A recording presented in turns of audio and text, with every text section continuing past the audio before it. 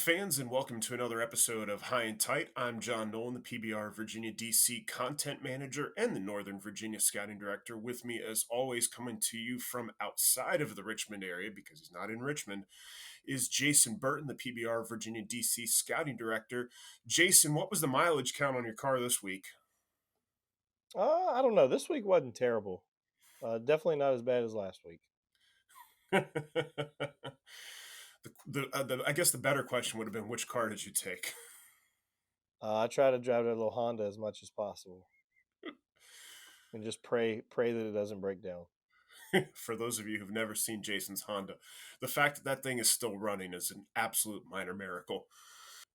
All right, so we are going to go ahead and roll here into today's episode, and on this, we are going to talk about an updated Power 25, which will be have been released by the time this episode comes out the day before on Monday. We'll also have our team of the week, we'll have our player of the week, and then we'll have a couple of Scout Blog standouts. But let's go ahead and get rolling here with the updated Power 25. We are 2 weeks into the season, so we are going to have our first update here. Staying in the top spot is Freedom High School from South Riding.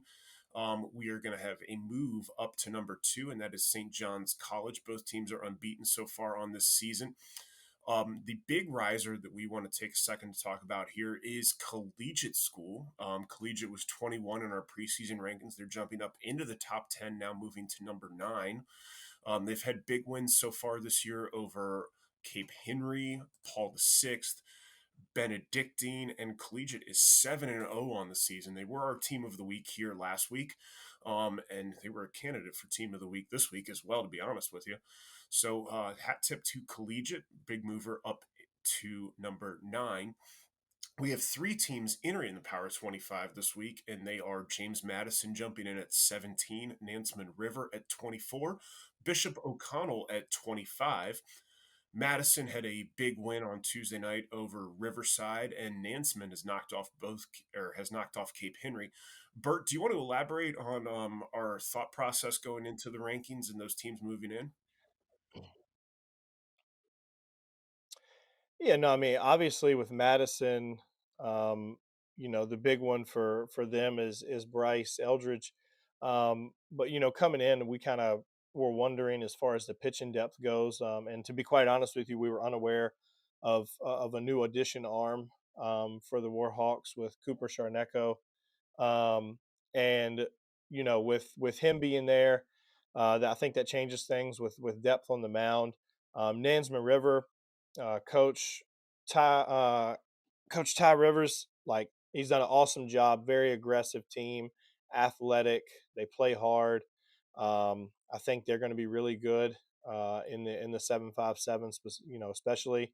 And then Bishop O'Connell, really hot start. 7-1. The only game they lost was yesterday afternoon when I was there versus Benedictine, and that was a close game. I think they gave up, I think 3 in 1 inning. And other than that, I mean, it was a 4-0 game. It was pretty tight. They had some chances. They left some guys on base, but they put themselves into position to stay in that game. They just didn't capitalize. They had a quality win over St. Chris Saturday morning. Just a quality team with some depth on the mound. And I know in our preseason, you kind of hinted at this with Madison. When we talked about preseason rankings, we were a little worried about Madison's pitching depth. We hadn't known about Charnako ending up there yet. Moving over from Centerville. O'Connell, one of the things with them was they just graduated so much. Like they graduated like 95% of their innings from last year. So we just weren't sure what they were going to be. So, and that's where preseason rankings sometimes don't align with midseason rankings. Is you're just not necessarily sure what you're going to get out of teams. Is that right? Yeah, for sure. And like you said, some things we're unaware of. A guy might go down early, or he might go down right before the preseason, or right before the season starts in the preseason. He might be out for the year, and we weren't aware of that, and maybe an injury was staying hush or whatever. So there's a lot of factors that go into it. For sure, for sure. All right. So again, every week going forward, for the most part, there might be a heavy spring break week where we hold for a second, but for the most part, every week going forward throughout the high school season, we'll update the Power 25. Let's go ahead and move now into our team of the week. And our team of the week in week 2 for the high school season here in 2023 is Highland School. A giant podcast round of applause goes out to Highland. They are number 3 in our rankings this week. They are on their spring break last week, so they went to Charleston, South Carolina, and their week was highlighted by a win over Oceanside Collegiate on Thursday evening. Oceanside Collegiate is the number 22 team in the Prep Baseball Report national rankings and the number 1 team on the Atlantic Coast rankings last week. Just for reference, Freedom South Riding, who we have number 1 in the Virginia DC rankings, is number 23 in the national rankings, just behind Oceanside Collegiate, and they're number 2 on the Atlantic Coast. So this is a giant win for Highland School on Thursday evening in Charleston to wrap up their spring break. It was a heck of a game between 2 quality programs. And they did a job of pulling it out. So again, congratulations to Highland School, our team of the week for this week. They are coming back from their spring break. They'll, I'm sure, have some games this week, and then looking forward to seeing them next weekend in the Commonwealth Classic. Bert, you want to add anything here on Highland?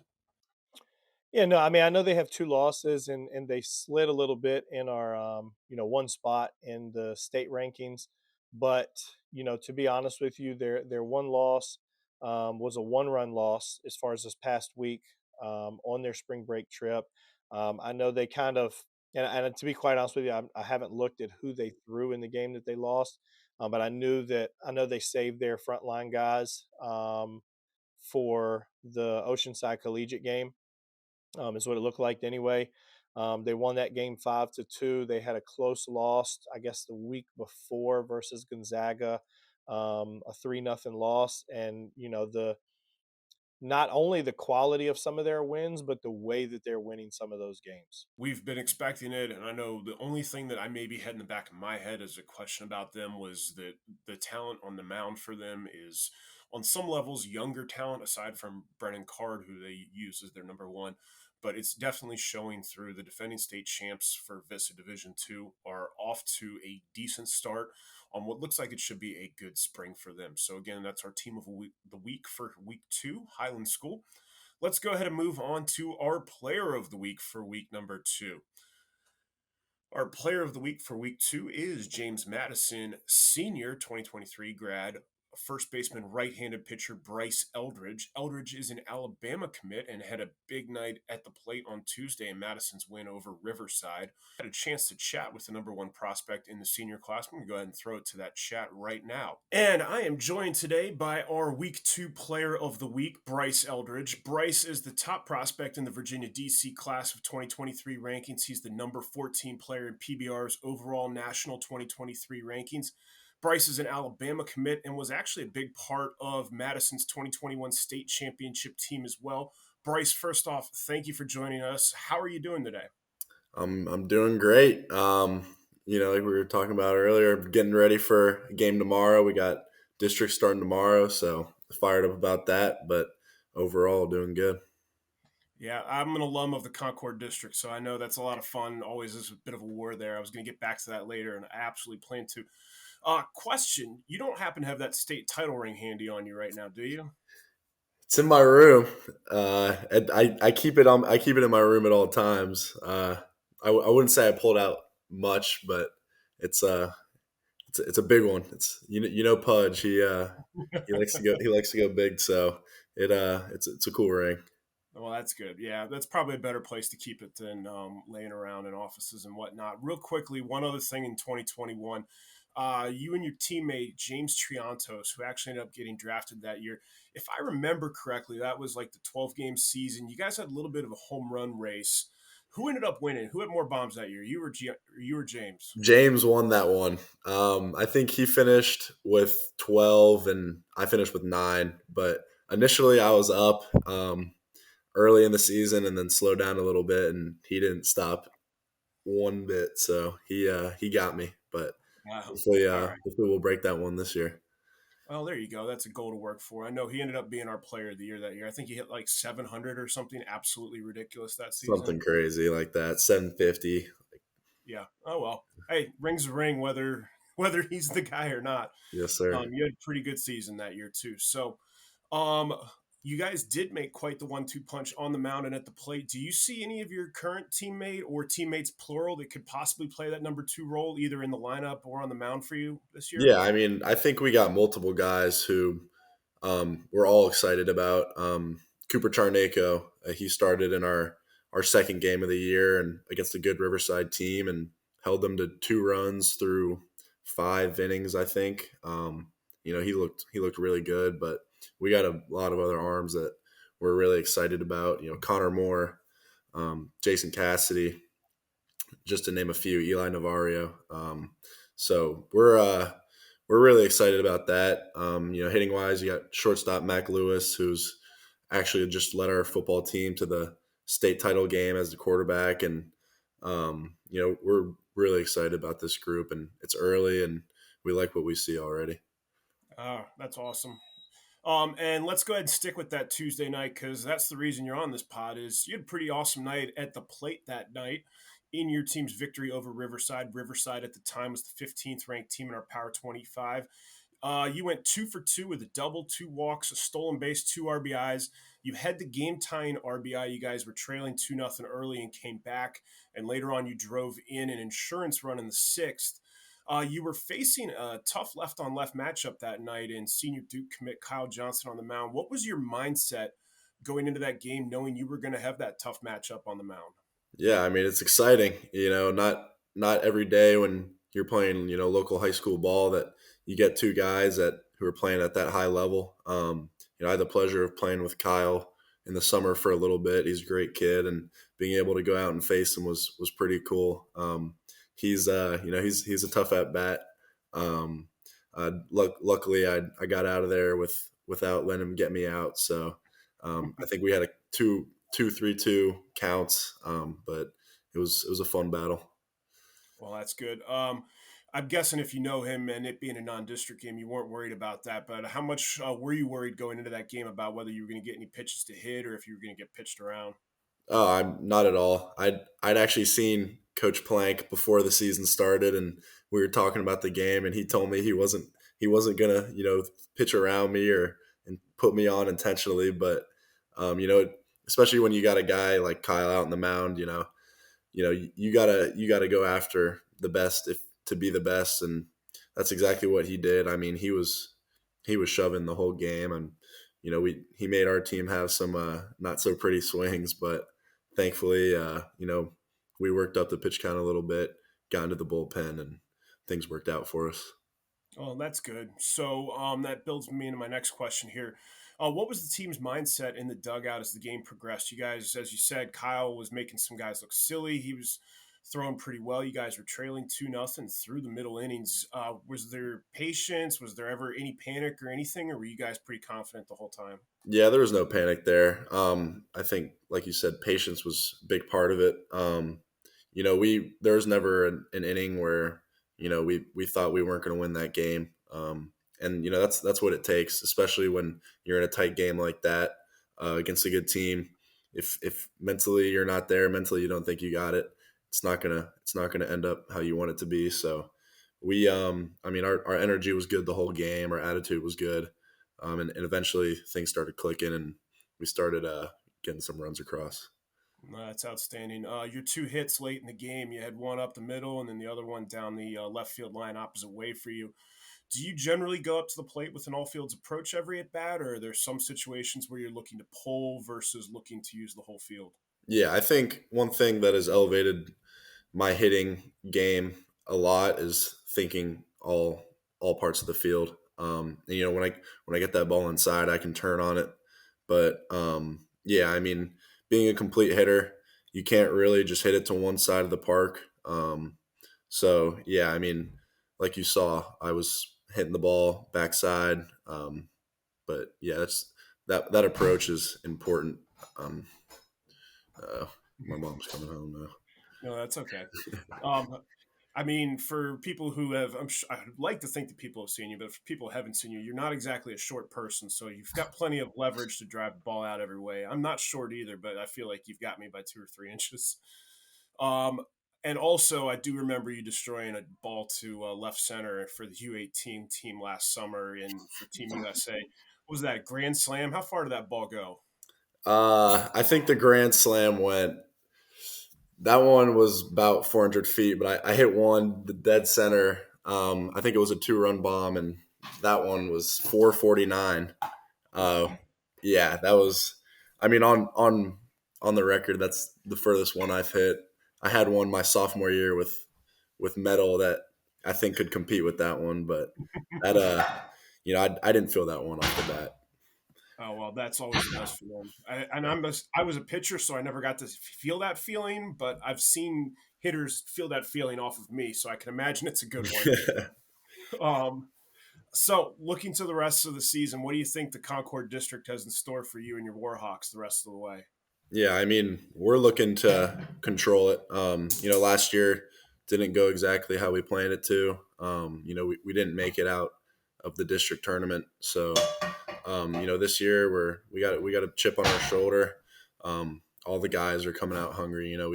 We don't want an ending like we had last year. So we're looking to dominate this year for sure. The guys are excited. All right, that's good. How about on a personal note? What are you looking forward to for the rest of your senior year of high school? Yeah, just keep dominating both sides of the ball. Keep doing my thing, leading my team as far as I can. Pitching, hitting in the field.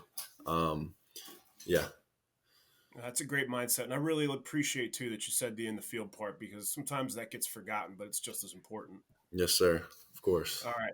Lastly, one little off kilter thing here that we're going to start asking our players of the week. Anytime you go to a professional game, major or minor leagues, what's your go-to choice at the concession stand? You know what? That's a good question. Depends what stadium. I think it depends what stadium. Yeah, but Nats Park. I remember I was obsessed with this one taco stand with that had like burritos. And yeah, my mom's standing here laughing. She knows exactly what I'm talking Always about. those enormous burritos. They had these huge burritos, and every time we would be at a Nats game, I would drag my mom out into the outfield. And Oh, and remember I missed 3 home runs oh getting yeah, that burrito? and yeah, one time we were getting burritos, and the Nats hit back to back to back home runs while we were out there. So At that point, you just got to stay in the burrito line for the rest of the exactly, game, right? exactly. All Good right. times though. Burritos are always a strong choice. Well, thank you, Bryce, for joining us, and good luck to you and to Madison for the rest of the season. Yeah, thank you. I really appreciate it. Thank you for having me. And now we want to take a few minutes to highlight some of our Scout Blog standouts from the last week. These are players that were or will be featured in Scout Blogs that we saw in the last week. We want to take a minute to highlight them.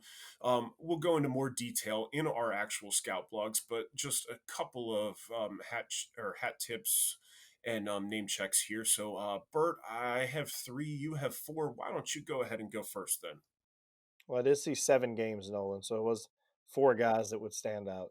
Um, all right, so my first one is 2025 infielder, right-handed pitcher Caden Mintz from Nansman River. We got a chance to see Caden at preseason All-State in Richmond. Athletic, left-handed bat, right-handed arm. Um, I got there early to see BP, and man, it just came off different.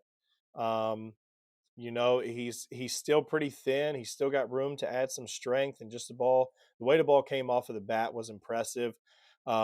He had, I think, 2 hits on the day, aggressive early in counts. There was some plate coverage there. He went backside in his first at bat for RBI single.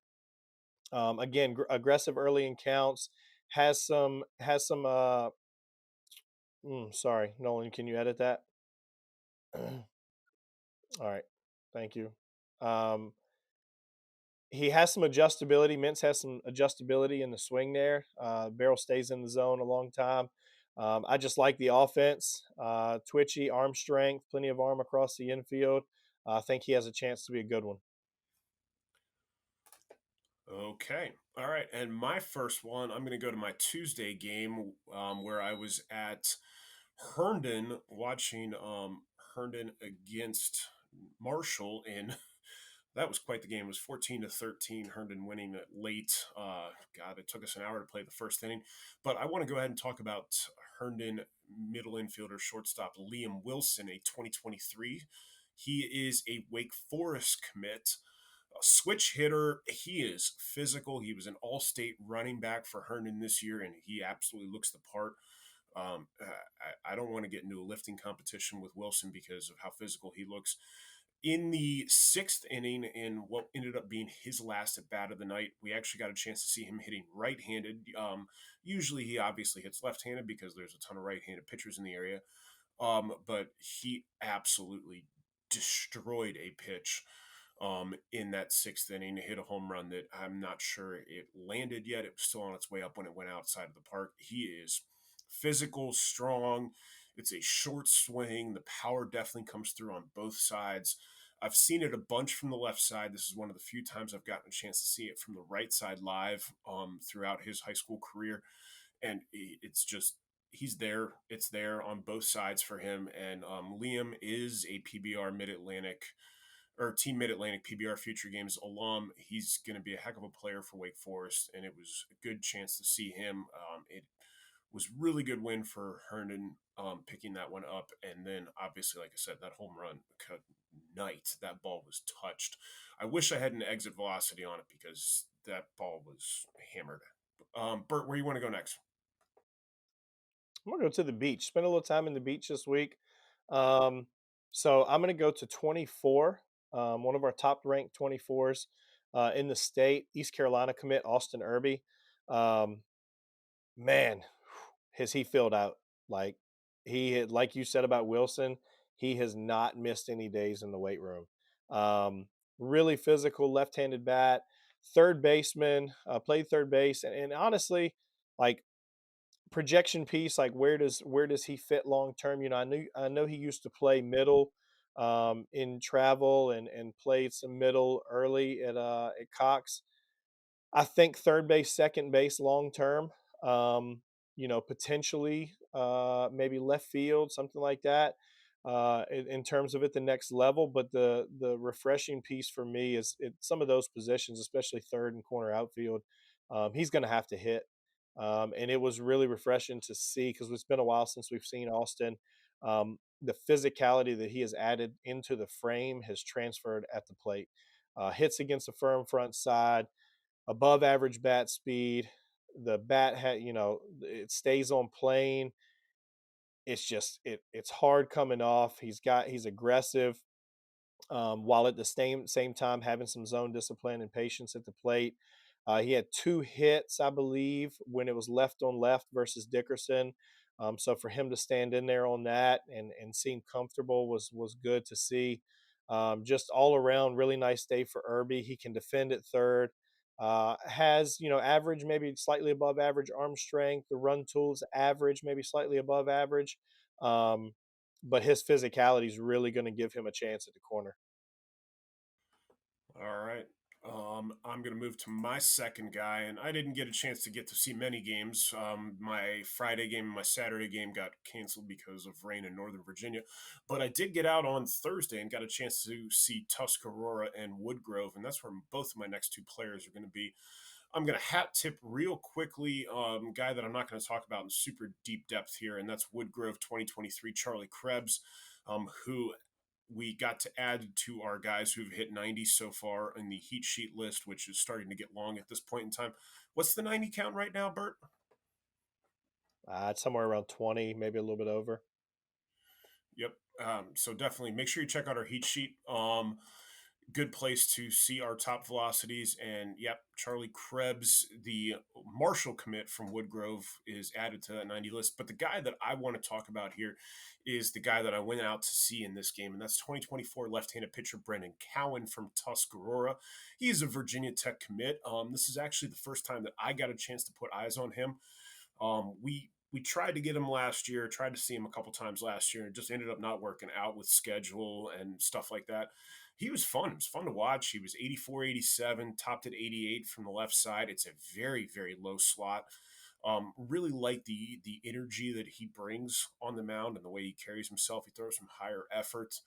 Got a lot of swing and misses on his fastball. Did a good job of attacking high in the zone, inside on righties. Was very, very good. Was really impressed with that. It's a longer arm action. It's from, like I said, a low slot. The slider, he didn't show it much early. He started showing a little bit more later in the game. It was 72 to 73 is what I tweeted, but he threw a couple later in the game that were 76. Um, it's a pretty good combination of things, and I really liked what I saw. Like I said, he carried himself pretty well. He struck out, I want to say it was either 7 or 8 strikeouts in his 4 innings on the mound. They kept him on a pitch count to manage him. It was Tuscarora's opening game just because of rain. But so, again, that's Brendan Cowan. Going to go into more detail, have more video on him in a Scout Blog. A Virginia Tech commit and a 2024 left-handed pitcher from Tuscarora. It was a fun watch. And I will come back to that game here in a little bit. Bert, where do you want to go? I'm gonna go to Richmond Friday night. Got a chance to see Luke Smyers. That was a big time matchup between Godwin and the defending state champs Douglas Freeman. Um, he was dominant. He was really dominant. Um, the velo was down just a touch. He was 83, 85, bumped 186. Breaking ball was 74, 76. But when I tell you that he made some hitters look foolish, um, and I mean that with all due respect, but he made some hitters seriously. He made some hitters look bad. And you'll talk to people and say, okay, well, if it's a good breaking ball guy, we want opposite-handed hitters, so the breaking ball's coming into him as opposed to going away. And especially with Smyers' slot, you would prefer to have more right-handers because left is really uncomfortable, but it did not matter which side of the plate. He spun the breaking ball at a high rate and got a ton of swings and misses, 10 punches in 4 innings, no runs, very limited, like high stress pitches, pitched with some energy. I know when he came out in the fourth, he was pretty fired up. Alabama commit, future games and junior future games alum. Was dominant. I think it was versus like Illinois or Indiana, one of the mother states. Um, he was uh, he was dominant versus them at junior future games, and then had a good performance last year and just keeps getting better. The spin absolutely plays. I mean, at the high school level, it is like a plus plus present swing and miss pitch. Last guy that I want to talk about is I'm going to go back to that Tuscarora game on Thursday night, and I'm going to talk about Connor Quill. 2026, he's a freshman starting at third base for Tusky. Uh, Quill, he's physical. We had him at preseason All State. 6'1", it's a 170-pound frame right now. He's got some strength present, but there's definitely a lot of projection left to it. He made a couple of decent plays at third base. Played really far up, to be honest with you. There was one play that really stuck out to me where he was probably in 5-10 feet in front of the cut and had to move about 2 steps to his right to backhand a ball and make a throw. He's shown arm strength across the infield. We've had his exit velo up to 89. He drew a walk, had a couple of really good at bats. Probably should have drawn a second walk, but got punched out on a pitch that I don't think was a strike, but I wasn't behind home plate. Really, really, really liked the base hit that he had in the game. His hits from the left side. It's a really short, simple swing. It's a slightly uphill path. God, the swing is great. It's a chance to be really good at some point in time here. And while he's uncommitted right now, I don't know how long that's necessarily going to last because Quill is pretty awesome. That swing will absolutely play, and everyone loves a left-handed hitter. God knows what. That's the Jerry Shank starter kit right there, being a left-handed hitting infielder. That'll start it for sure. All right. So again, Connor Quill, probably going to try and get out to see him a second time, or Burton's going to try and get up there. I think at some point we talked about. Burt, where you want to go for your last guy?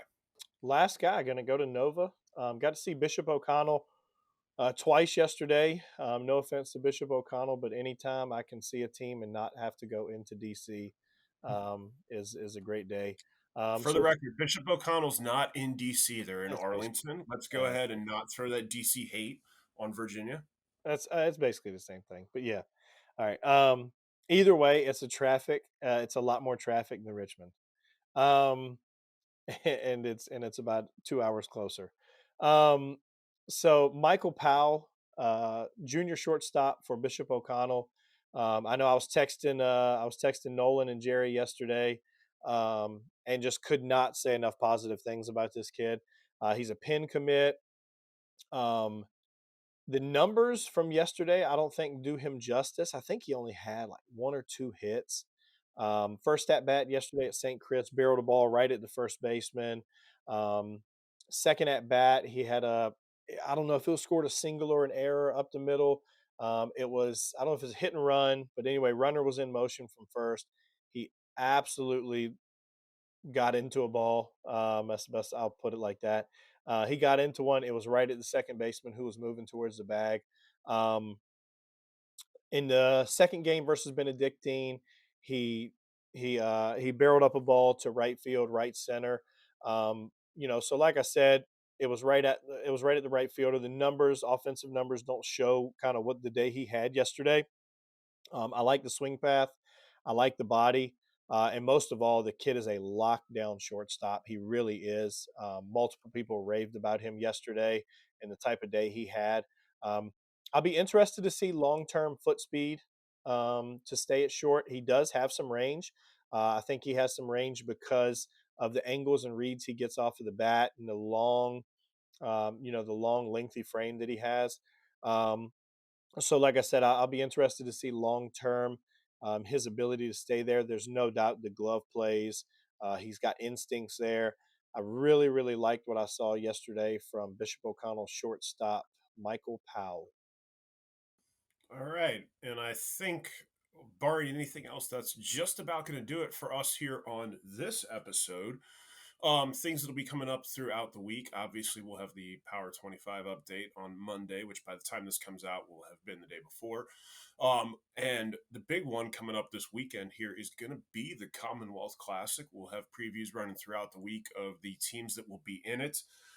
Should be a big day Saturday down at in the Richmond area for the first set of games, and then the championship round on Monday evening. So make sure you're following all of our social feeds. Burton's at K's All Day 19. I'm at PBR VADC _ Nolan. Obviously, PBR MAGF will also have plenty of coverage. I'm sure we'll be out at a decent number of games. I've got probably about 3 games I think I'm targeting for the main part of this week. Bert, you got any idea where you're headed to? Somewhere. Yeah, it's Sunday morning as we're recording this, so I can imagine that we haven't necessarily gotten that far yet. So, plenty to go through here as we get through the high school season. We're a couple weeks in, still got many months to go. I'm sure we will have a lot to talk about here as we go forward. So, thanks for joining us, and we will see you out there.